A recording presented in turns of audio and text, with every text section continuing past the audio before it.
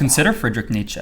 In 1889, he famously wept and embraced the horse being beaten on the streets of Turin, an act marking the collapse of his sanity, after which he spent 11 years living in isolation. Or how about Nikola Tesla, who revolutionized electrical engineering but spent his final days obsessing over pigeons he claimed could communicate with him? Or even Vincent van Gogh, who famously cut off his own ear. The same type of mind that gives birth to genius harbors the potential to birth madness as well. To use Nietzsche's own famous words, one must have chaos in themselves to give birth to a dancing star. If you enjoyed this video, check out the link in the description below. Geniuses, by their very nature, see the world differently. They challenge norms, envision possibilities others cannot, and devote themselves with a single-mindedness that borders on obsession. But this deviation from the norm, this ability to think differently, is often isolating. And isolation, coupled with an intense mind, can be an unstable mix. Such a mind is often marked by mood, bipolar, and depressive disorders. Those with bipolar disorder may experience periods of mania, characterized by boundless energy, rapid thought processes, and ability to make connections between seemingly unrelated ideas. People with depression often describe a heightened ability to empathize and a deeper understanding of life's complexities, an intensified awareness of the world. The introspection it demands can foster profound insights into the human experience. This is why so many of history's greatest poets, writers, and philosophers, Sylvia Plath, Vincent van Gogh, David Foster Wallace, and others, have both suffered greatly and created some of the works that resonate most deeply with audiences. The lives we live are very different from those we read about in textbooks. Many of these thinkers never married, had few close relationships, and spent almost all of their time working on their craft. Consider Nikola Tesla. He believed that celibacy was essential for maintaining his focus and creativity, a trade-off that left him isolated in his later years. Or Beethoven, whose genius produced some of the greatest music ever written, but whose personal life was marked by loneliness and tumultuous relationships. There are also, however, instances of genius and madness combining in ways that may not be so natural. For instance, late in his life, Isaac Newton began a wild search for the philosopher's stone. The key, Newton believed, was mercury.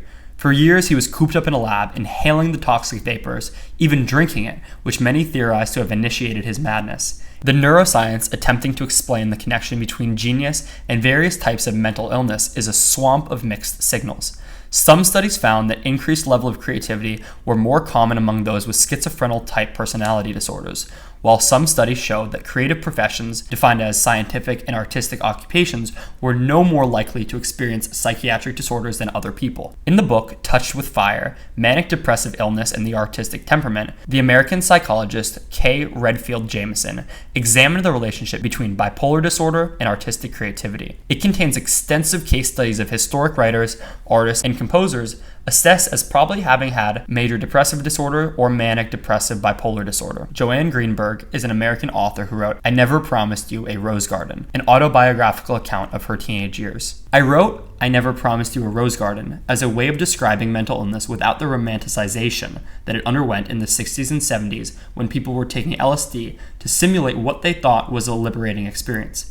During those days, people often confused creativity with insanity. There is no creativity in madness. Madness is the opposite of creativity, although people may be creative in spite of being mentally ill. According to a study conducted by the University of Southampton, artwork is perceived as superior if the observer is told that the artist was mentally ill.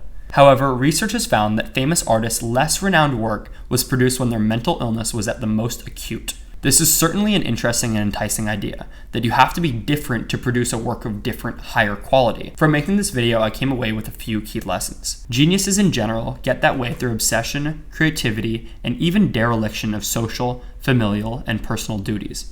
It was only their work that mattered. This may be a question you want to ask yourself. Are you willing to give up everything for a chance at advancing a particular field? The balancing of priorities becomes the driving question. We see the same scenario with those who have dedicated their entire lives to making money, yet have poor relationships with their wife, children, and even self. What are you willing to sacrifice? Let me know what you guys think in the comments below. And again, if you're a deep thinker, enjoy this video, check out the link in my bio and in the description. I think you'll like what you see. Cheers, and I hope to see you all next week.